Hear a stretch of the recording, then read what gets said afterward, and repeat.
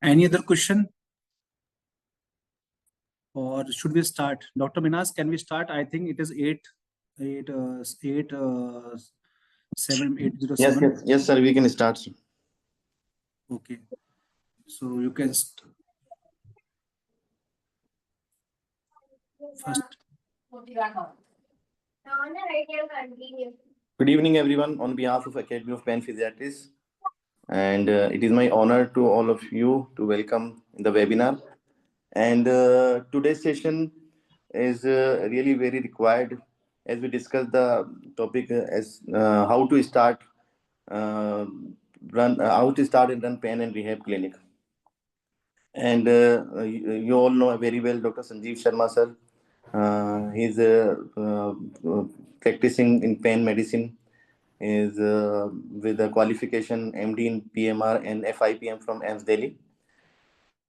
And we know he has made significant impact in pain management and rehabilitation.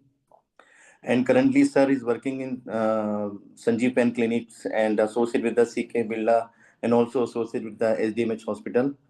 And without further delay, let's please join and this session. And I would like to request Dr. Sir. Over to you, Dr. Sir. Sanjeev sir. Okay, thank you, Dr. Minhas. So basically, today's webinar is mainly for all those who are doing their MD or those who are basically doing SRship to they all have dilemma. So how should we proceed in starting the pain clinic? So my slide is visible. Yes, sir. Slide is visible. Na? Yes, sir. So let me just a minute. Start slideshow. Okay. So, okay. So basically, today we'll be talking about the dilemma that many people who join pain medicine courses, who do a lot of exhaustive training in pain medicine, and when the opportunity comes to start their practice, they are in dilemma how to do the practice, how to work out the things and all those things. So we'll be discussing a little detail about all those things. Along with that, before starting the presentation, I would like to give a disclaimer that all those things which I am talking about this thing. There's no written literature about all these things. There's no written guidelines, nothing is there. So it is a bit of my own experience and a bit of some random collection of some information from different sources. So there is no single source from which this information has been procured. So first of all, introduction. So if we see pain medicine, so pain medicine is a specialized branch of healthcare that deals with the providing comprehensive management of acute, chronic, and cancer pain using multidisciplinary strategies that include pharmacological, interventional, and psychological approaches. So basically, it involves the comprehensive management. It is not a single thing. It involves a comprehensive management, and a pain medicine guy deals with the acute as well as chronic and cancer pain. What we usually see that post-op pain, which is after any surgery or any procedure, it is managed by anesthetists in the OT and post-op area. So acute pain services are usually given in most of the hospitals by our anesthesia guys. So acute pain is mainly managed by the thing, but a pain medicine guy should be able to manage the acute pain as well as chronic as well as cancer pain. So all three aspects of the pain should be managed properly. Okay. And along with that, it is we use the multidisciplinary strategies. Uh, in some for example, and if you see an orthopedician, he manages the pain with the normal medicines, or little bit he can prescribe some physiotherapy. But a pain medicine guy should use multidisciplinary strategies that includes pharmacological, interventional as well as psychological approaches. So we should have all, a pain medicine guy has all the multiple things in his armamentarium. So main goal of our specialty is to improve the quality of life and functional status of the patient. We can't guarantee 100% of pain relief to the patient, but our main goal should be to improve the pain score of the patient, improve the quality of life and functional status. So we follow a biopsychosocial approach. So in this, we use pharmacotherapy, that is prescribing the medicines, intervention approach with the help of guided interventional approaches with the help of ultrasound and C-arm guided, targeted delivery of medicine to the specific disease site. Surgical approaches are also being used. Psychological support are also used to manage and pain and disabilities. We have to understand the psychology of the patient and be empathetic to him or her. Lifestyle changes, especially in musculoskeletal disorders, lifestyle plays a very, very important role. How in cases of low back pain, how the patient sits, how the patient stands, how he walks, all these things needs to be seen and need to be treated very well. Complementary alternative medicine, this is like acupressure, acupuncture, and all these things, multiple things are there. So these are the basic knowledge should be there of all these things. Also, knowledge of physical medicine and rehabilitation is a big boon for a pain medicine guy, because if you don't know how to deal with the patient, how to know how to use a comprehensive or rehabilitative approach, then you are not left with much of the things. You will use only the nerve blocks or medicines only. So a comprehensive rehabilitative knowledge of biomechanics and all those things is required. So most of the patients can be treated very well with physical medicine rehab approaches. Okay. So a pain clinic team, if we see the pain clinic team, it involves a pain medicine specialist. Along with that, pain and rehab nurse is there. PT and OT support that are part of our team are important. A psychological counselor, if a patient is having multiple psychological issues, then counseling is being needed. Chiropractor is a very good option nowadays, because of the popular reels in which there's a popping sound when a chiropractor releases his neck or back area. So these are reels are being popular right now. So I also have multiple requests from patients that do we have a chiropractor at our clinic and all those things. So chiropractor requirement is being increased in India. So a chiropractor can be a part of your team. Along with that, other specialties like neurologists, rheumatologists, neurosurgeons, psychiatrists, orthopedician, anesthetists could be part of your team. So first of all, who is a pain medicine specialist? Who can you call a pain medicine specialist?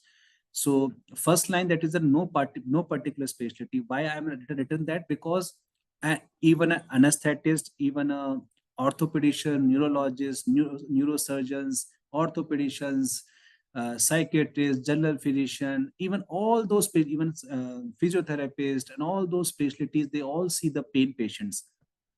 Whatever they can do, whatever they can do in their domain, they try to do that. But a pain medicine guy is especially that guy that incorporates knowledge of all the things together and treats patient as a whole with a comprehensive and rehabilitative approach. Because all the specialties have a narrow vision of treating the patient, but as a pain medicine specialist, you should have a comprehensive knowledge and comprehensive approach. So he should assess, pain medicine specialist should able to assess and evaluate pain symptoms. Okay, so he should be able to take a good history, do a good clinical examination, and formulate a proper clinical diagnosis. He should be able to characterize and grade pain. So pain medicine specialist should able to describe, assess the patient properly. For example, which is patient is telling that he's having dull aching pain, then it could be a nociceptive pain. If the patient is telling like sharp shooting pain, that is a neuropathic pain. So he should be knowing that which type of pain is there in the patient, and grading of the pain with the use of numeric rating scale, VAS scale, and other skills. He should be proficient in that. A pain medicine specialist should have detailed knowledge of the pathophysiology of the pain and pharmacology of pain medicines. This is one of the important point, because becoming saying like I am a pain specialist doesn't mean that you are knowing everything. You should know all these basic things: how the pain is transmitted in our body, what are the receptors, what are the chemicals or which are mediated neurotransmitters which are made in the pain, and how they actually act. So these are the things which we should know, and accordingly we can use pharmacology of pain medicine to treat them. Pain medicine specialists should be skilled in interventional procedures like nerve blocks, RFA, cryo, regenerative medicine, and multiple things. And lastly, but not the least, he should be empathetic and a psychological counselor. He should be able to understand what is the patient's psychology and how he should approach the patient. Now, essentials of a pain physician: he should be able to take a focused history and do a good clinical examination. So what I have seen in my practice, that most of the patients which come to me after getting opinion from other specialties like orthopedicians or neurologists, they don't take proper history and don't do proper clinical examination. So they usually miss the diagnosis. So that part should be your strong strength. As we have seen in Harrison, that our textbook of medicine, 90% of clinical diagnosis is made from the history and clinical examination alone. So only from the history and clinical examination, you should be able to assess whether the patient, what is the actual clinical diagnosis, or at least some differential diagnosis. Next is making clinical diagnosis. Most of the prescriptions which I see they are just writing mechanical low back pain or acute lumbago in cases of low back pain. But actually what actually is being going on, what exactly the diagnosis should be there, it is not written clearly. In most of the prescriptions, we don't see a diagnosis also. So next is identifying pain generator.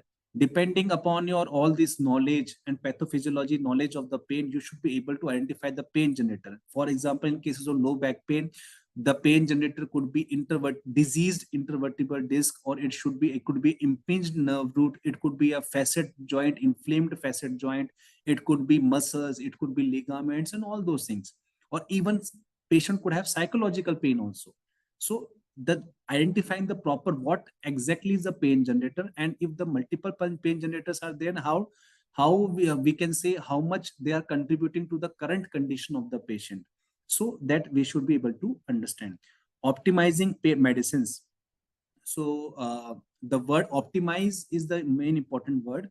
So what usually we see that the dosage of medicines are not optimum according to the state proper according to the patient status. So optimizing the dosage of medicine, that is required, because as we see sometimes gabapentin is prescribed at the OD dose only. It is being continued at OD dose. What it will do? It will not do nothing. Sometimes I see multiple medicines which are prescribed at underdosing is there, and there are multiple neuropathic pain medicines are prescribed, but that is not the how it is being done. So already we know that you have to increase the dosage of medicines of single medicine, and then if the patient not getting it, then you have to add another medicine. But adding multiple medicines at underdosing them is the biggest problem which I'm seeing with the multiple patients.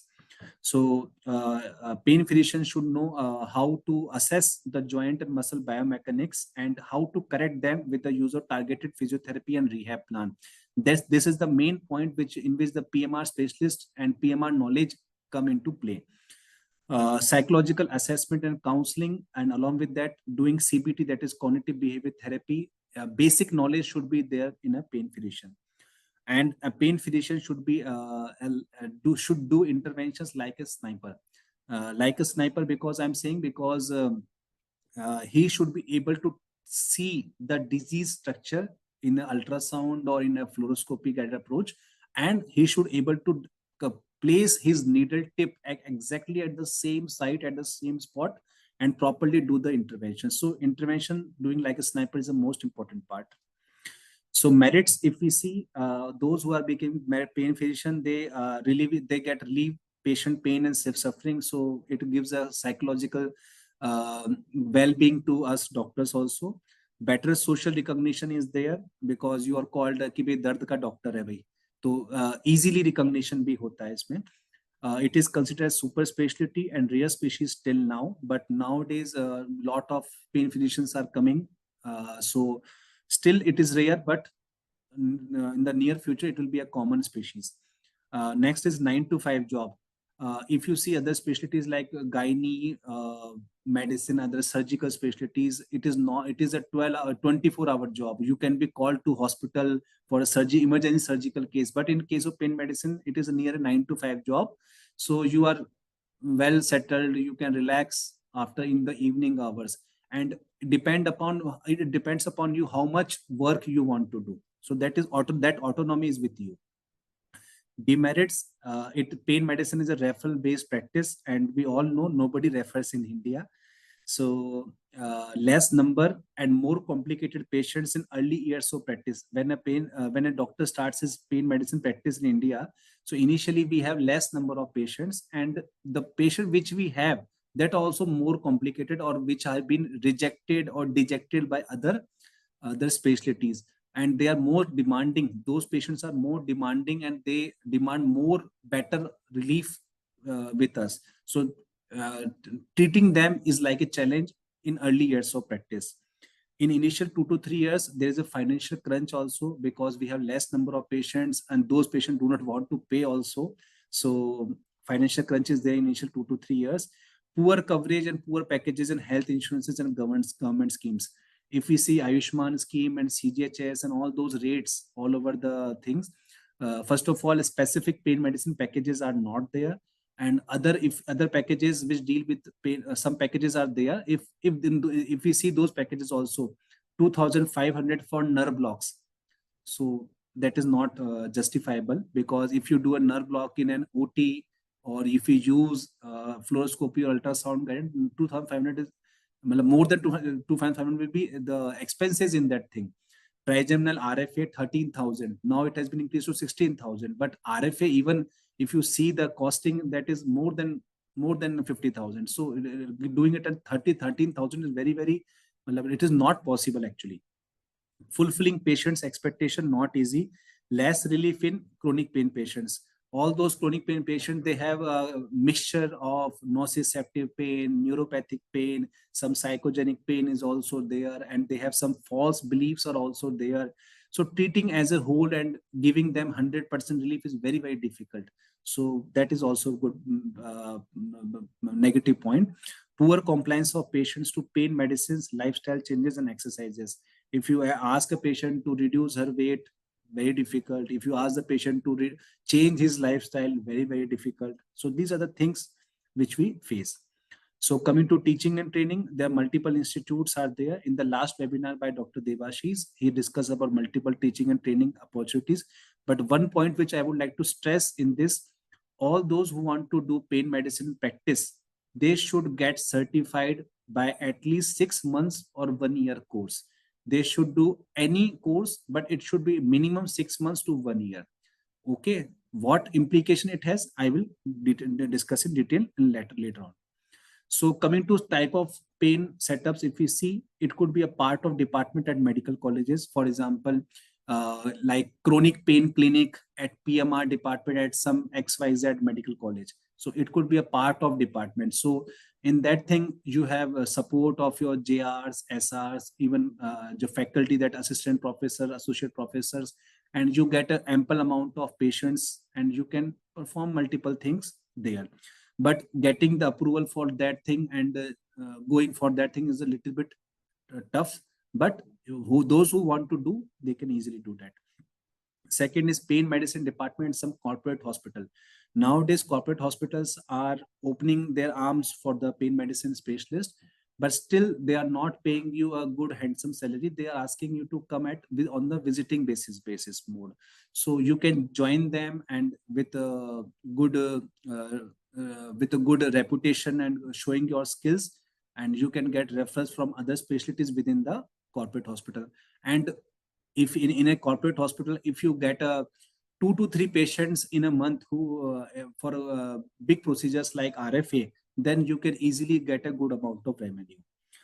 Third is pain medicine units at some specialized centers like cancer hospital.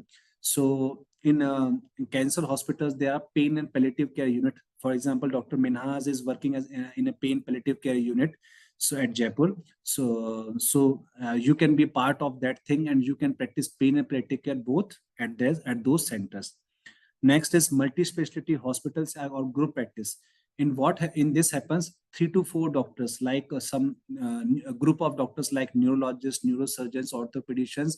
They you join with them, and you share, and you invest some amount of with them, or go on some sharing basis, and then you can be a part of a group practice.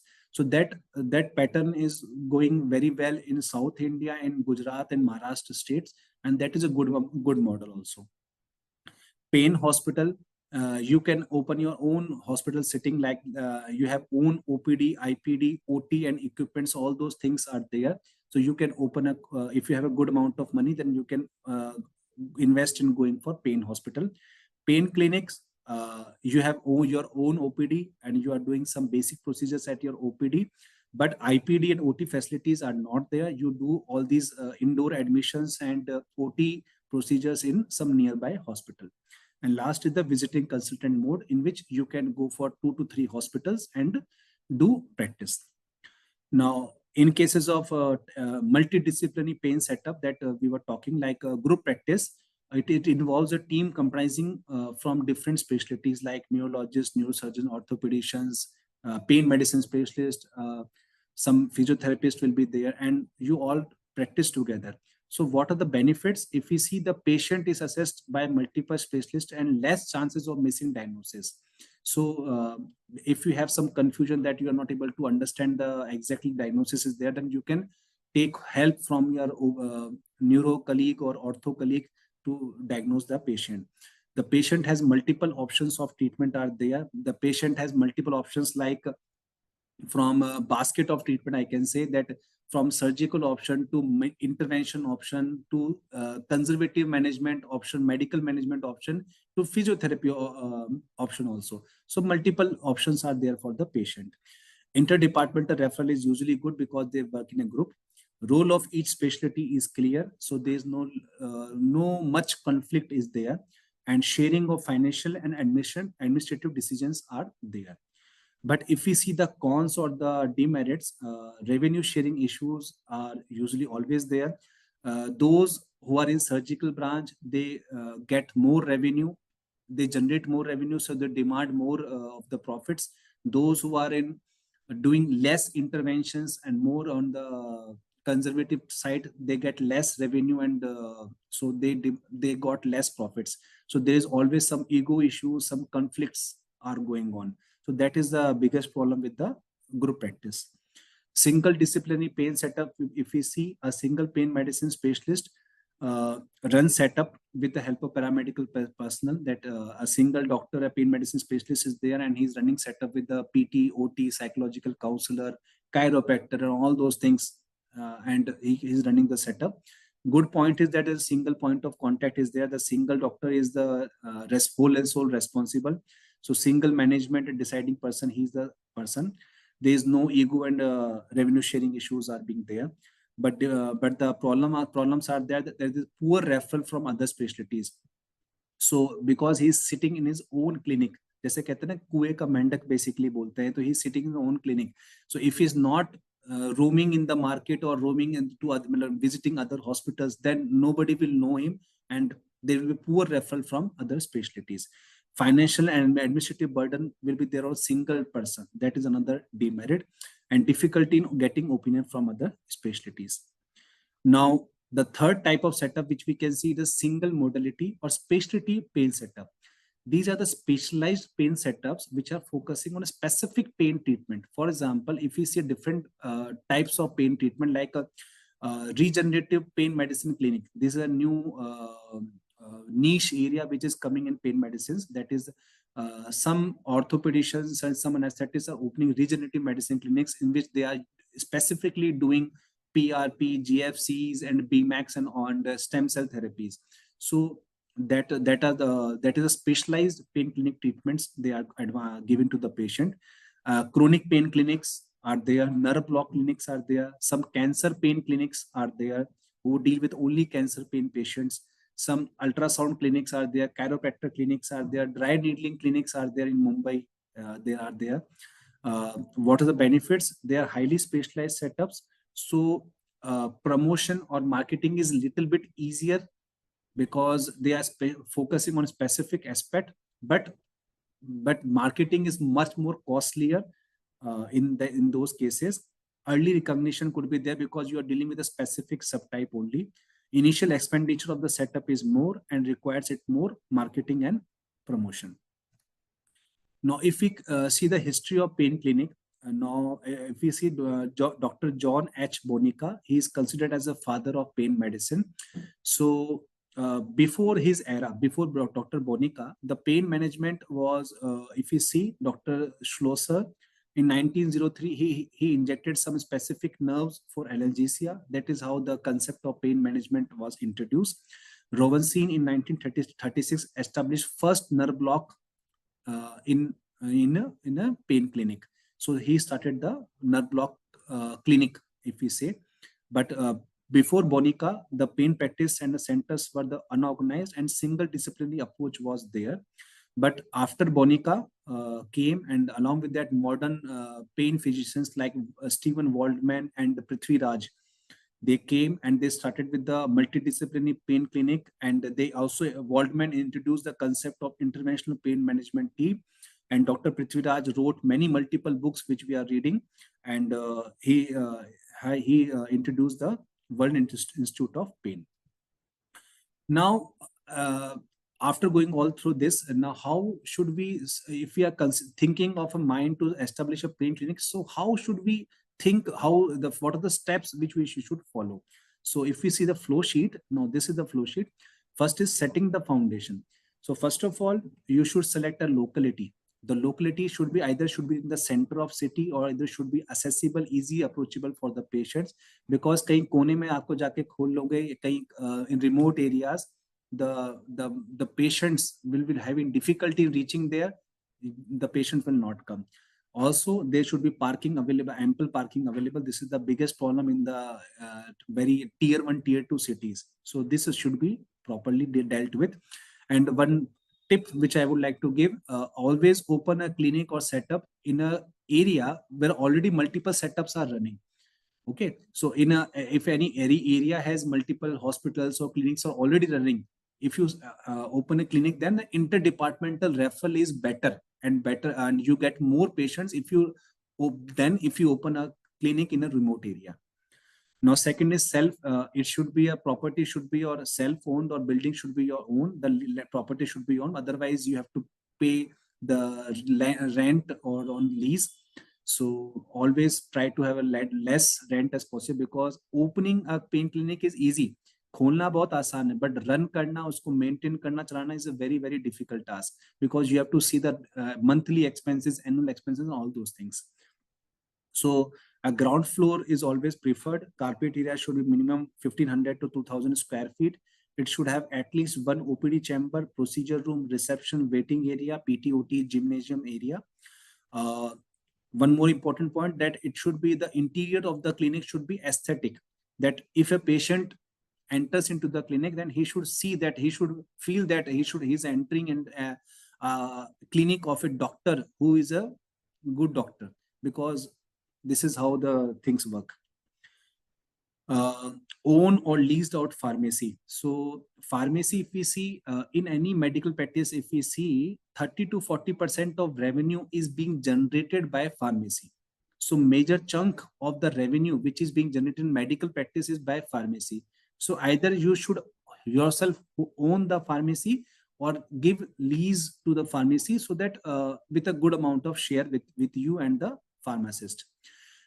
Lab and radiology services either should be in your setup or it should be in nearby area only, so that patients don't get upset with going a long distance. In basic infrastructure like furniture and all those things should be there.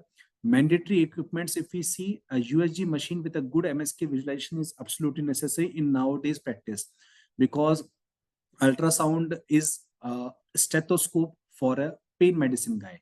Okay, so a pain medicine guy, he should have a good knowledge of MSK ultrasound, and he should own an ultrasound machine in his clinic, so that in any case of any confusion, he can do diagnostic ultrasound also, and he could do the guided approach also. And patients pay you better if you do a ultrasound guided procedure than you do a blind or landmark guided technique. Okay, so you will get a better payment if you do a ultrasound guided procedure. PRP centrifuge, because for the preparing the PRP and GFCs, basic PT/OT equipment should be there. Minimum 2 beds should be there. Resuscitation facilities. In any setup which you are opening, basic resuscitation facilities like defibrillator and basic medicines like atropine, adrenaline, dexamethasone, what we call it, these basic medicines, this Avil and hydrocortisone. These are the basic medicines which should be always available. IV line, all these things should be available in your clinic, so that in case of emergency you could use them. Optional equipments, if you are going very well and then you're planning for phase 2 expansion, then you can have a radiologist suite with a C-arm, RFA and cryotherapy unit you can buy, and endoscopy setup you can later on establish. So coming to training of manpower, a doctor, if you see, I have already discussed in detail about how a pain medicine specialist should have knowledge and the skill, adequate skills, and he should have a certification of at least minimum 6 months to 1 year, because procuring ultrasound machine requires at least 6 months of training in ultrasound. So that certification helps you in procuring ultrasound machine for your clinic or setup. Coming to training of the staff, nurse should be trained in BLS, basic life support, and advanced cardiac life support, because any emergency doesn't come without any previous prompting. It doesn't come, मतलब बिना बताए कोई emergency नहीं आती है, वो अपने आप आ जाती है basically. So you should be trained in BLS and ACLS and rehabilitation principles also. You should have a guy who could play as an assistant, your assistant, or multi-purpose worker and clinic manager also. So he should do multi-purpose activities, and he should be well trained in all those things.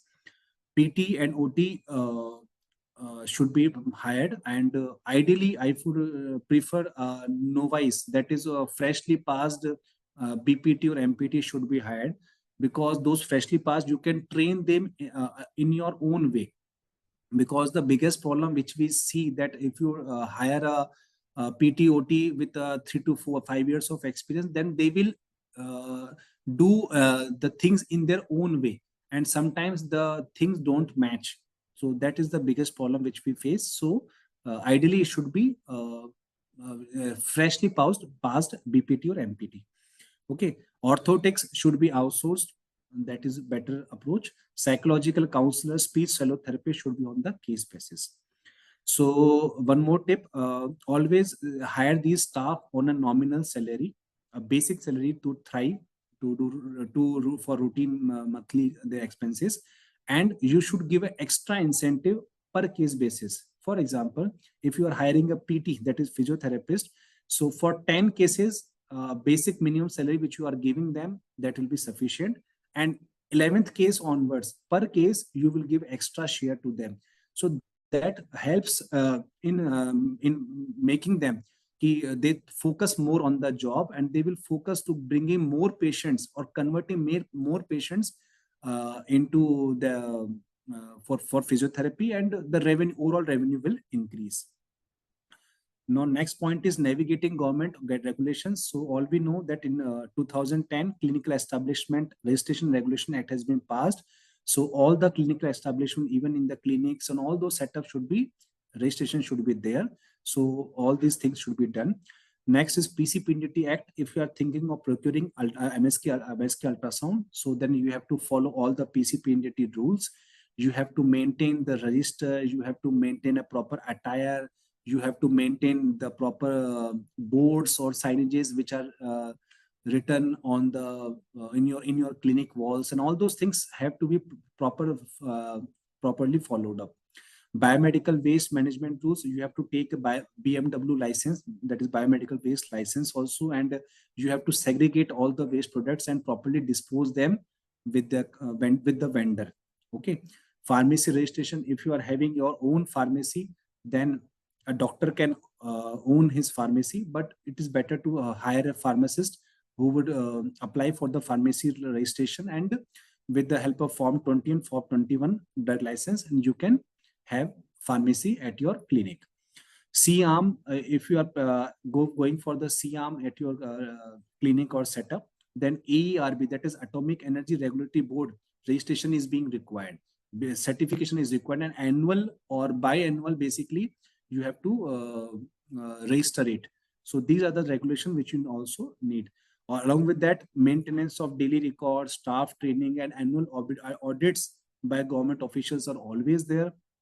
So you should be ready that any PCPNT officer, any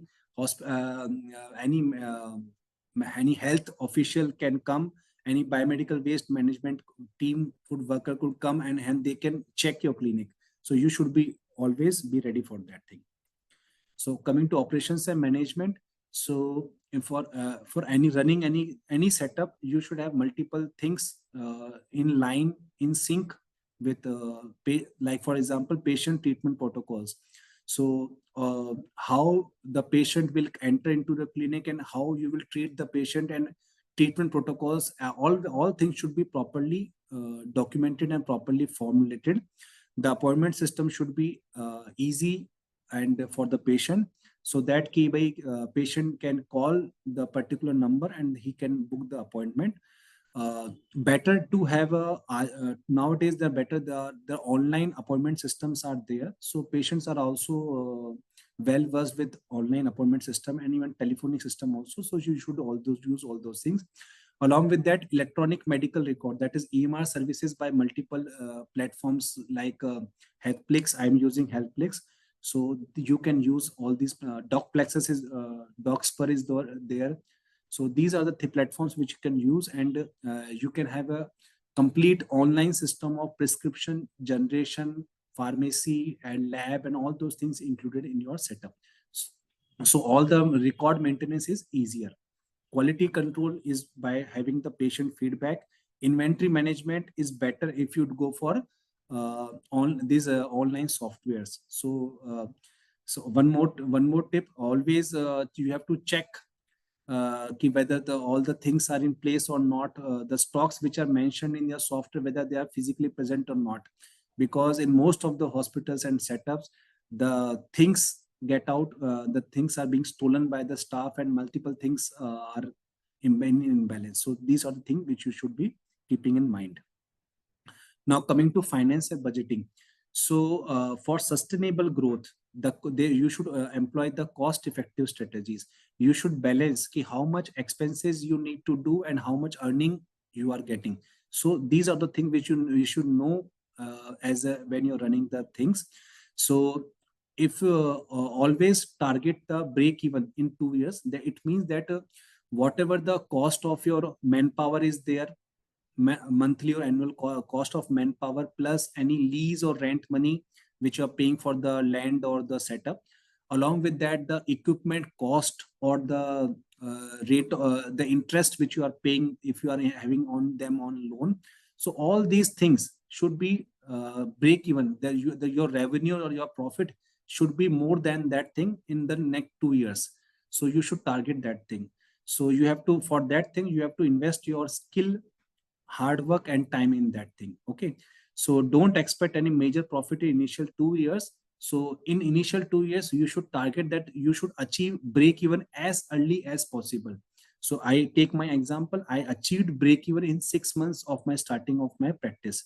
So after 6 months, then everything, then I was getting some amount of profit in my pocket. Budgeting strategies, if we see, ideally the cost of the staff, the manpower staff should not be more than 20% of the revenue. So sometimes what happens that we hire a staff which is much more costlier. For example, you are hiring a PTOT at a rate of 30,000-40,000, but he's not treating, you are not getting him treat more than 5 patients per month, then that is not suitable.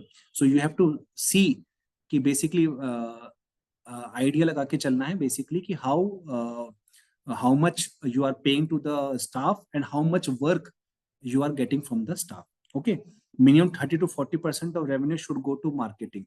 This is one of the most important point. So from day one, whatever revenue you are getting, you should separate 30 to 40% of that revenue to the marketing. And marketing we will learn in the next slides. 30 to 40% revenue should go to loan repayment or rent, paying the rent, lease rent of the property. So what happens if you are paying this loan? This is your actually income, and you are gradually building an asset with this thing. Okay. So equipment should be purchased ideally on the finance basis. Ideally on the finance basis with insurance cover, so that if any cases of burglary or fire is there, then you can claim the whole amount. Usually the banks charge 7 to 8% approximately on the equipment. So ideally you should go for the on the finance basis. And you can also claim the equipment depreciation cost in your income tax return also. So you will have double benefit if you get on this on finance basis. So if you are thinking of purchasing a machine and you are a little bit confused that whether you will be able to justify your purchase or not, so this is a basic calculation which you can employ. For example, ultrasound machine cost around 15 lakh approximately cost uska pad raha hai, and per procedure approx average if we see, you will earn 5,000 per month. So okay, 5,000 per procedure. So you need to do 20 patients per month, then you will be able to earn 1 lakh with that machine. So if you earning 1 lakh rupees per machine with that ultrasound machine, then you have to continue this thing for next 18-24 months. Then you will be able to cover up the whole cost of that machine. So that is the thing. So always think ki how much patients are actually you are having those patients, and how much you need more, and what is the rate you should keep, so that you can easily calculate and get you can free your machine. आपकी machine free हो जाए कि भाई अब 2 साल हो गए, 1.5-2 साल में आपकी machine free हो जाए, and after 1.5 to 2 years, then you can easily use your machine without any further cost. Now coming to marketing. So if we define marketing, what is marketing? So it is basically connecting with the right audience at right place and right time. So right audience basically अगर हम घुटना दर्द, knee pain की अगर हम बात कर रहे हैं, और अगर हम 20 to 30 years of age वाले लड़कों को टारगेट कर रहे हैं, तो marketing is a waste. Okay, but in knee pain you have to target a age group of 40, 50 to 60 years of age group. So right audience is the most important point. Right place, for example, I am living in Jaipur and I am targeting audience of the Delhi, Mumbai and that area, then it is waste of money. And at right time, so it means that for example if I am targeting basically हमारा जैसे कि हमारा जो we want to target for marketing कि at sorry. So if you are targeting the any patients at specific, for example in some Facebook ads, अगर उसमें timing set करना होता है, तो अगर timing हमारी proper set नहीं होगी, गलत timing पे set करेंगे, तो wastage of money he basically उसमें होगा. Next is communicating your message well in their own comprehensible language. So most of the we have to see कि basically हम जिस area में रह रहे हैं, basically उस area की local language क्या है. For example, it could be a Hindi, it could be Marathi, it could be a if you are in South Indian and Telugu, Tamil and all those things. So you have to target your marketing strategies according to the local language. Okay. If you show your ad to a Hindi speaking person, and if you show your ad in English, then he or she will not be able to understand anything, and your money will go away. The way will go waste. You have to create cost-effective marketing campaigns. So for making meaning of this cost-effective marketing campaigns is that whatever money you are spending on the campaign or in the marketing, how much patients are you getting from that campaign? Along with that, how much revenue are you getting after seeing those patients? For example, if you are giving an ad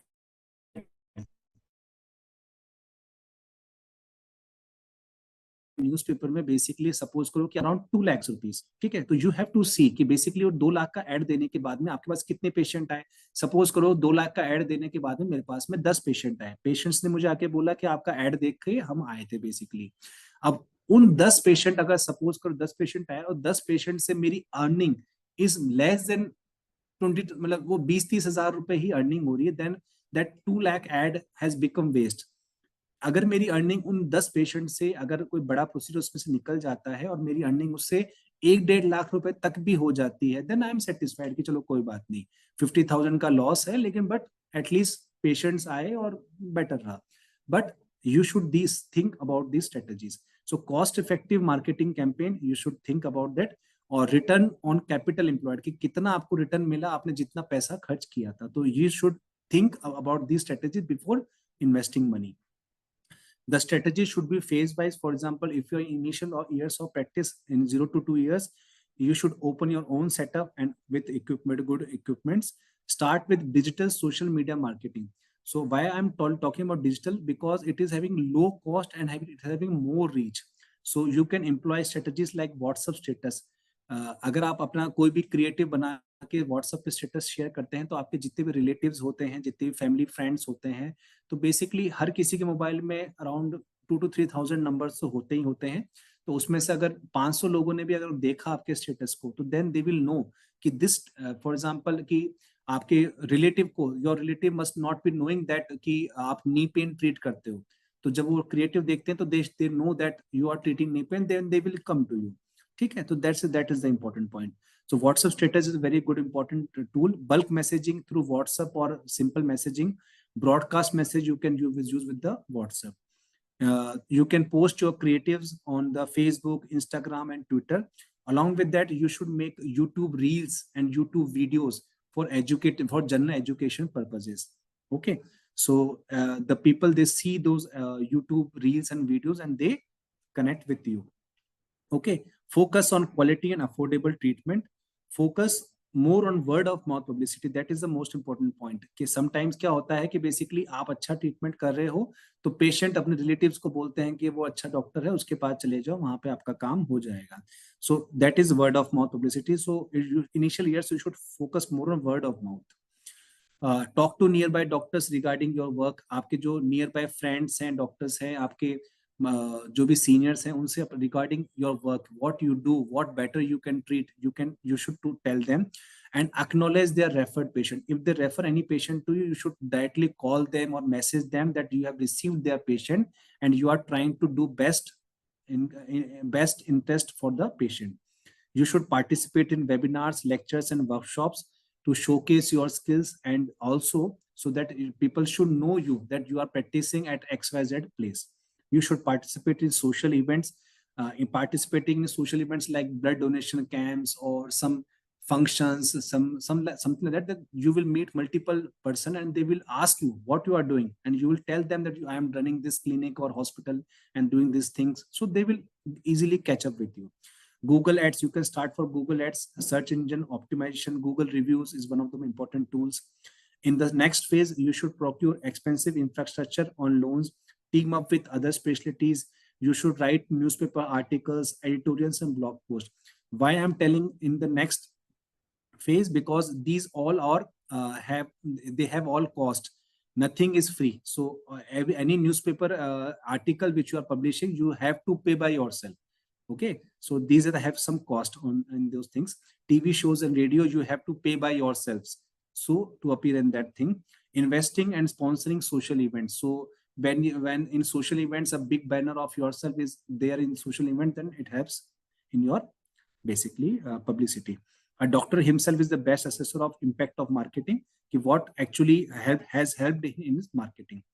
So these are, for example, that this is the news report regarding the webinar. This is the article about fibromyalgia. This is the college lecture about ergonomics. This is the creative which I publish on Facebook and Instagram regarding radio frequency ablation. These are the World Headache Society Winter Symposium meetings which I attended. So these are things, just an example to see how we should go for marketing. Now, last few slides, challenges and ways to navigate them. The one challenge is that pain medicine is not recognized by MCI as a specialty. For this challenge, I would suggest that to do a proper 1-year fellowship program from government institute or recognized university, and there is no issue, then you are medico-legally safe. No proper support from hospital administration and management. In initial years, you will face this thing. So you have to regularly discuss with higher management and other senior consultants about your work. You have to show your skills and you have to create revenue, because what actually means for the any setup or any hospital, that is the revenue. If you are generating good amount of revenue, then they will definitely show you respect. Multidisciplinary involvement and integration, that is the biggest challenge. So how you should do, you should give and get respect. If you are giving respect to other persons, then you will get respect from them. Okay, this applies to the neurologist, neurosurgeon, physiotherapist also. Okay, I'll get a lot of referrals from physiotherapist also because I give respect to them. Okay, team building strategies, you should build a team with multiple specialties. I would like to say that I am getting a good amount of referrals from cardiologists for atypical chest wall pain. I am getting referrals from gastroenterologists or surgical gastroenterology regarding the atypical abdominal wall pain syndromes.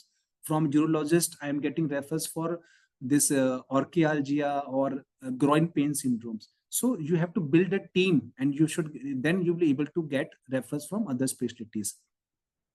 Poor referral from other specialties. So I have already told about this thing.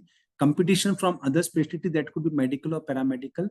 So you should have an advanced skill set. So whatever the skill set they have, you should have better skill set than them. Okay? So if you have better skill set, then definitely you will excel in the few later on years. And you should focus on comprehensive rehabilitative approach. That's what point separate us from other specialties. Patient treatment guidelines and treatment protocols are not straightforward. So a low back pain can for example, if patient having discogenic low back pain, the treatment guidelines are so much different. So always there is a confusion on what should we do or what should not we not do. So you have to learn all those things, and after getting proper knowledge, and you should customize the treatment according to the available skills, your equipments available, financial condition of the patient. Agar patient ko paisa nahi hai, he doesn't want to spend money, then you have to go for conservative management only. But if you can spend money, then you can go for interventional treatment also. And expectation of the patient, ki bhai patient ko chahiye kya. You have to respect the expectation of the patient. Next challenge is the difficulties in pain assessment, management, and communication.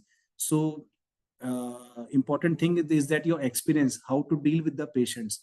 So that comes in help in these issues. You have to take a focused history so that you can identify or the pain generator or make clinical diagnosis. So that is the thing. Fear of painkillers in patient. OPD में patients आके बोलते हैं कि sir हम तो pen medicine नहीं खाएंगे sir, इससे पेन से हमारी किडनी खराब हो जाती है, ये हो जाता है. So you have to explain the patient and do the counseling of the patient that you are giving the NSAIDs or any pain medicine specifically to target a specific either a specific inflammation or some neuropathic pain receptors and all those things. You have to counsel the patient. Failure of interventional procedures. A big thing which pain medicine specialists fear, that is the failure of interventional procedure. So the failure जो होता है, जो interventional procedure fail नहीं होता, basically there is something else. So there is a wrong identification of pain generator. So हो सकता है कि आपने जो identify किया pain generator वो था ही नहीं, basically discogenic low back pain था और आपने facet को inject करोगे तो patient को relief नहीं मिलेगा. अगर पेशेंट को कुछ अगर नर्व रूट इंपिंजमेंट है और आपने डिस्क में जाके मेडिसिन डाल रहे हो तो इफेक्ट नहीं आएगा. तो that is the most important point. So next is inadequate technical skill, कि बेसिकली आप डिस्कोजेनिक पेन है, डिस्कोजेनिक पेन में डिस्क में आप नीडल आपकी पहुंची ही नहीं, आप एपिड्यूरल लगा के आ गए और प्रॉपर आप वहां पे पहुंचे ही नहीं, तो basically that is the inadequate technical skill that needs to be corrected, that needs to be updated by having repeated training sessions and revisit diagnosis. No government insurance coverage. So for this point, I would like to say that is a double-edged sword. In initial years of practice, if you are getting government support, then it is very good because you are getting patient also who want to get treated at a government packages.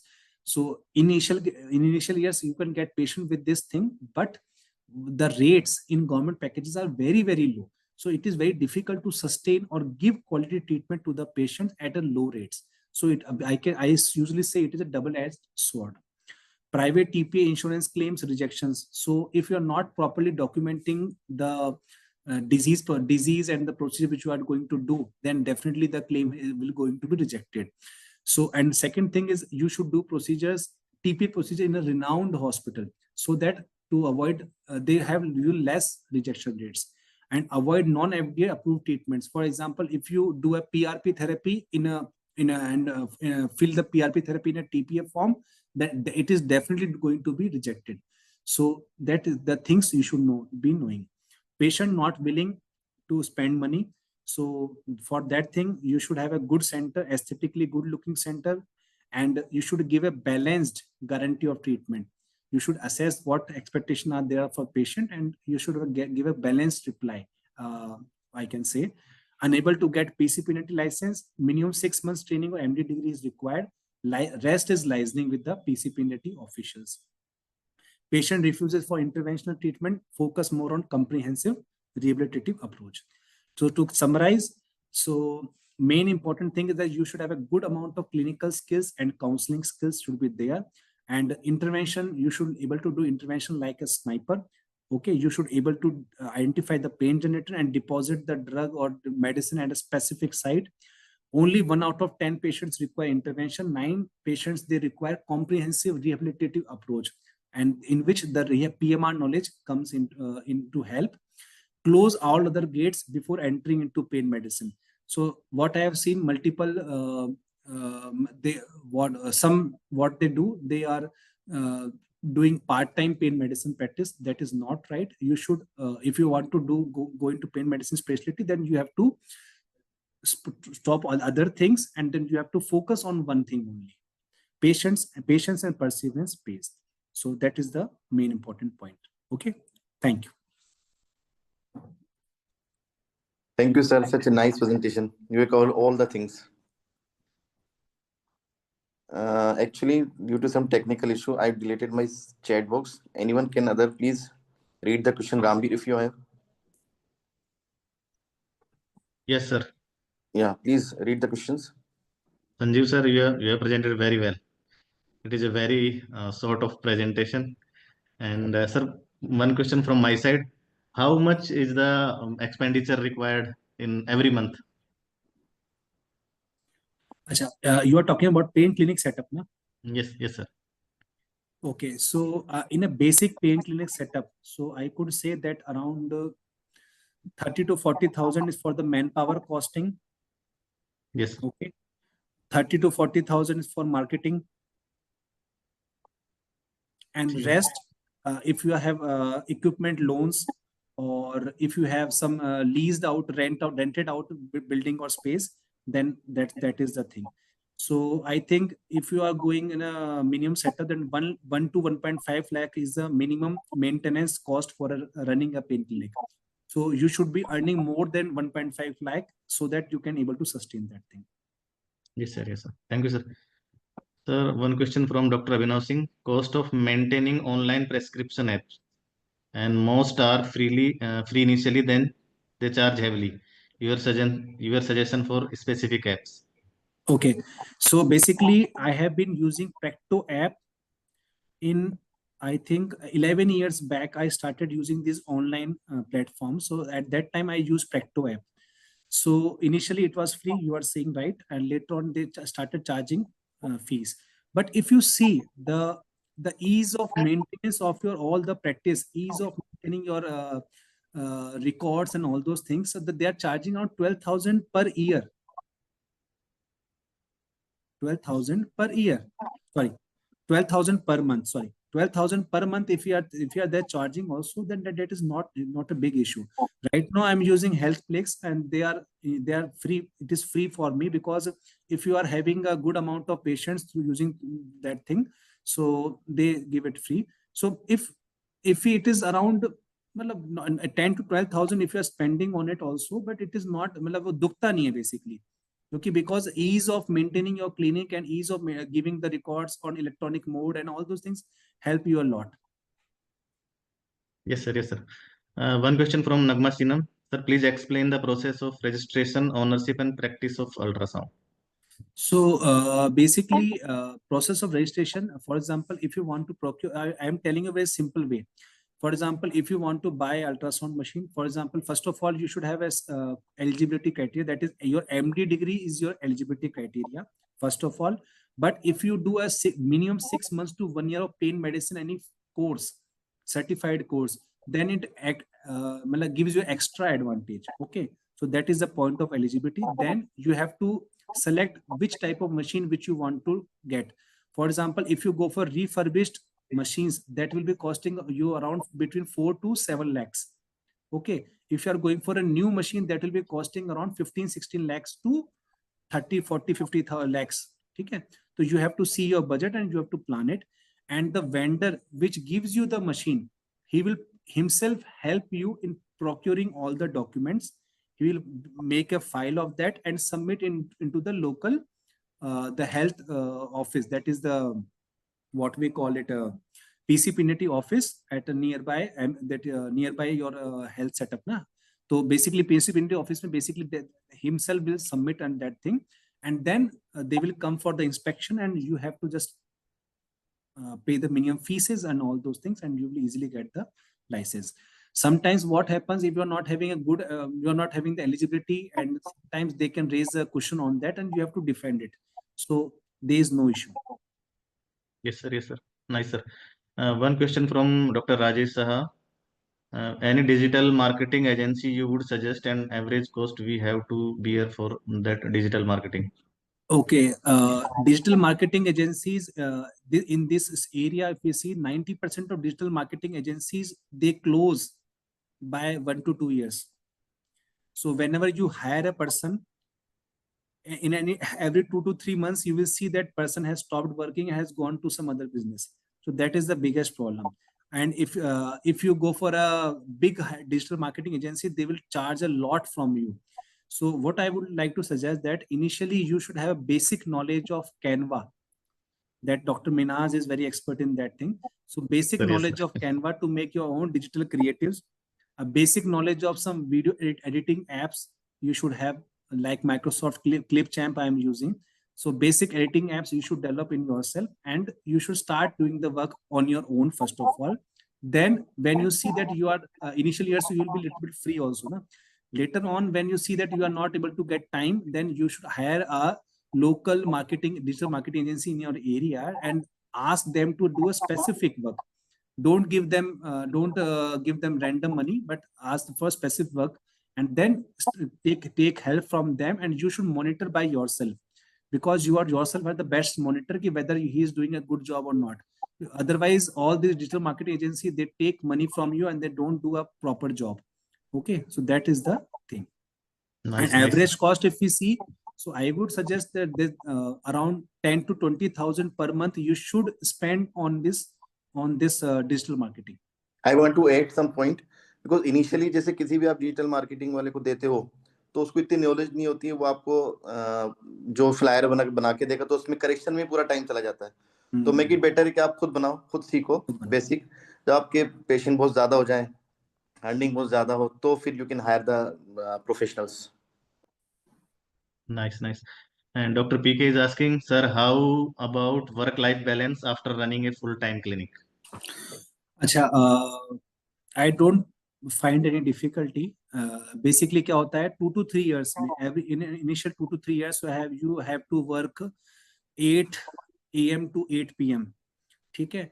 अगर आपके पास patient नहीं भी होते हैं तो as doctor Minhaj was telling कि आप खुद बैठ के अपने क्रिएटिव बना रहे होते हो, आप कुछ आर्टिकल लिख रहे होते हो फेसबुक यूट्यूब पे, कुछ मतलब कुछ something you are doing, so 8 AM to 8 PM basically आप बिजी रहते हो, but after 8 PM you are free, so you can give time to your family after 8 PM. और ऑल्सो if sometimes मतलब ऐसा कोई प्रॉब्लम वर्क लाइफ बैलेंस में कभी कोई प्रॉब्लम नहीं होता है. अब जैसे after 5 to 6 years of my practice and then I can take 2 to 3 I can take 1 to 2 hours in the afternoon session also around 4 to 5 PM and 2 to 3 hours in the evening also I can take it out for my family, so there is no issue. ठीक है, ऐसा कोई बड़ी बात नहीं है. Yes, sir. Dr. Amal is asking, if there is already a pain center in my town, how far should I start my pain clinic if it is around 50-kilometer radius town? You should 15 start your kilometer. pain clinic immediate building immediately the just below, just जो बगल वाली building है उसी में आपको चालू करना चाहिए. बाहर से एस्थेटिक दिखना चाहिए कि बड़ा बोर्ड होना चाहिए और आपका क्लिनिक बड़ा दिखना चाहिए, तो उसके पेशेंट भी आपके पास आ जाएंगे, ये डेफिनेटली है. Yes, sir. Yes, sir. हमेशा Definitely. दूर नहीं खोलना है. जो पेन्स जो कोई ऑलरेडी जो हॉस्पिटल सेटअप है, ऑलरेडी जो रनिंग सेटअप है उसके पास में खोलो, पर आपका उससे बड़ा दिखना चाहिए, आपकी दुकान उससे बड़ी दिखनी चाहिए, सिंपल सी बात है. Yes, sir. Dr. Nagma is asking, in Rajasthan, do we need to pass any exam which is conducted along with NEET PG for USG machine license? As I know no heard no in no no no no, वो चलता है basically, वो चलता रहता है. वो basically जो PGs होते हैं कुछ लोगों के लिए चलता है, बट इट इज वो जो डायग्नोस्टिक अल्ट्रासाउंड करते हैं उन लोगों के लिए है. We are not needed because what we are doing मस्को ultrasound guided musculoskeletal nerve procedures. तो हमारी जो कैटेगरी आती है अल्ट्रासाउंड लाइसेंस की, वो आती है कि हम ultrasound guided MSK and nerve procedures हम करेंगे बेसिकली. सो उसके अंदर हमारा डायग्नोस्टिक का हमारा नहीं आता.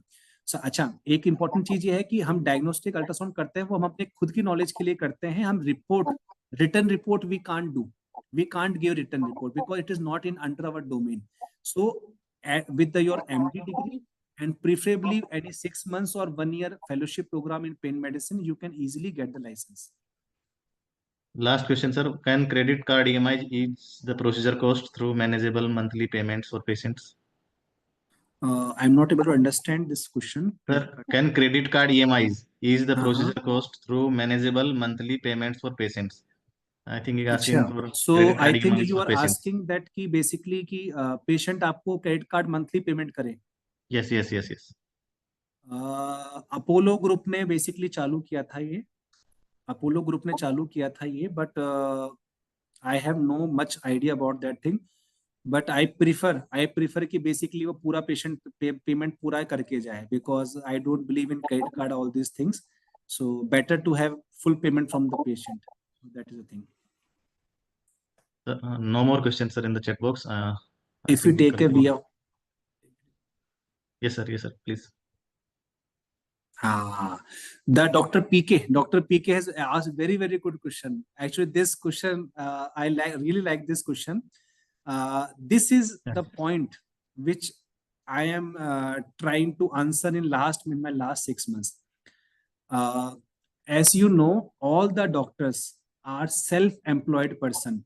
अगर हम क्लिनिक पे बैठेंगे, अगर हम प्रैक्टिस करेंगे तो पेशेंट आएंगे तो ही पैसा हमारे पास आएगा. जैसे ही हम we are off our seat, अगर हम इलनेस हो गई, कुछ प्रॉब्लम हो गया, तो पेशेंट हमारे पास नहीं होंगे, पेशेंट भी नहीं होंगे, कुछ भी नहीं होगा.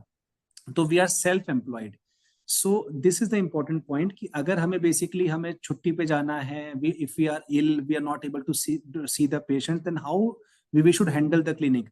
सो few suggestions which I found that, एक तो ये है कि as you grow what we can see senior in your practice, then you should hire a junior person or junior MD person who has done some MD, and he should be assisting you in your procedures and all those things, and he can sit in your absence at your clinic. So that is one option. Along with that, second option is that you should generate some other avenues along other than medical earnings, so that you should earn like, for example, I do a lot of share market and all those things. so you should have other source of earnings also along with this medical practice, कि अगर आप नहीं बैठे हो तो भी आपका basically चल रहा है काम.